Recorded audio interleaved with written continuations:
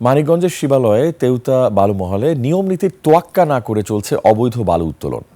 ইজারার সীমানা ছাড়িয়ে ৫ কিলোমিটার দূরে গিয়ে প্রতিদিন তোলা হচ্ছে লাখ লাখ ঘনফুট বালু। আর এই বালু নিয়ন্ত্রণে আধিপত্য বিস্তার নিয়ে হত্যা করা হয় মহলের ম্যানেজারকেও। আর বালু তোলার কারণে শুরু হয়েছে নদী ভাঙন। প্রশাসনের নাকের ডগায় এই হরিলুট চললেও নীরব ভূমিকা পালন করছে কর্তৃপক্ষ।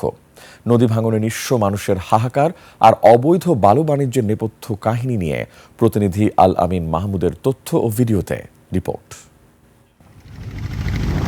শান্ত যমুনার বুকে চলছে অশান্ত লুটপাটের মহোৎসব। মানিকগঞ্জের শিবালয় উপজেলাধীন তেওতা বালুমহাল ১,৬০,০০,০০০ টাকায় যার ইজারা নিয়েছে মেসার্স ইফতিয়ার এন্টারপ্রাইজ।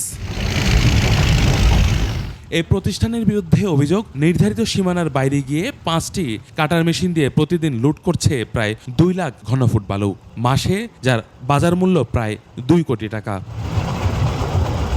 অবৈধ এই কর্মযজ্ঞে একদিকে যেমন দেখা দিয়েছে নদী ভাঙন, অন্যদিকে ঝুঁকিতে পড়েছে ৪০০ কিলোভোল্ট বৈদ্যুতিক টাওয়ার সহ গুরুত্বপূর্ণ স্থাপনা। ক্ষমতার পালাবদল হলেও বদলায়নি নদী তীরের মানুষের ভাগ্য। স্থানীয়দের কপালে জুটছে কেবল ঘরবাড়ি হারানোর দীর্ঘশ্বাস। ডিজেল লাগা সব মাটি উঠে তারপরে বাড়ি যে এখানে ভাঙনি ধরে গেল। মাটি কাটা তোমার গাং ভেঙে যায়, আমাকে দুঃখ থেকে বুঝে না। যাদের নাম বলবো তারা আমাদের বাড়িতে থাকতে দিবে না। মায়ের বেল দাবড়াই দিব, আমরা নাম করুন কিনলি কিরে টিকাইটে ব্যবসা করে হে আগের সরকারের নাগালি মনে করে। সরকার মহোদয়ের কাছ থেকে উনি আমাদের এইটার স্থায়ী একটা বেড়িবাঁধ যদি করে দেন। যদিও অনিয়মের বিষয়ে ইজারাদার জানালেন ভিন্ন কথা। এমনকি দলীয় অন্তর্কোন্দল আর প্রভাবশালীরাই গত ৩ এপ্রিল প্রকাশ্যে গুলি করে হত্যা করে মহালের ম্যানেজার মিরাজকে। তিনি এখন শঙ্কিত নিজের জীবন নিয়েও। দায়ী যারা নদী নিয়ন্ত্রণ করে, যারা জড়িত স্পেসিফিকলি তাদের আমি নাম বলতে চাচ্ছি না, মামলার মধ্যে উল্লেখ আছে। আমার তো চলাফেরা একটু আতঙ্কিত আমি আর কি। কথা প্রসঙ্গে খোদ উপজেলা নির্বাহী কর্মকর্তার অসহায়ত্ব ফুটে ওঠে।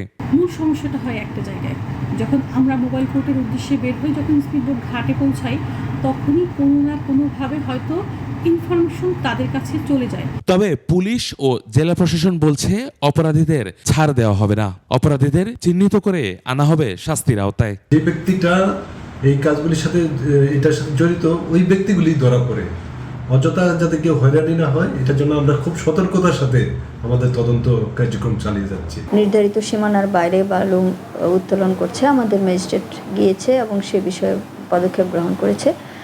এখনো যদি এরকম অভিযোগ পাওয়া যায় আমরা অভিযান পরিচালনা করব। কাগজে কলমে ব্যবস্থার আশ্বাস থাকলেও যমুনা পারে স্থানীয়দের আর্তনাদ থামছে না। তাদের প্রশ্ন, রাজনৈতিক প্রভাবমুক্ত হয়ে কি আদৌ বন্ধ হবে এ বালুদস্যুতা, নাকি প্রাণহানির মিছিল কেবল দীর্ঘই হবে? ইউসুফ হাসান নাইম, ২১ টেলিভিশন।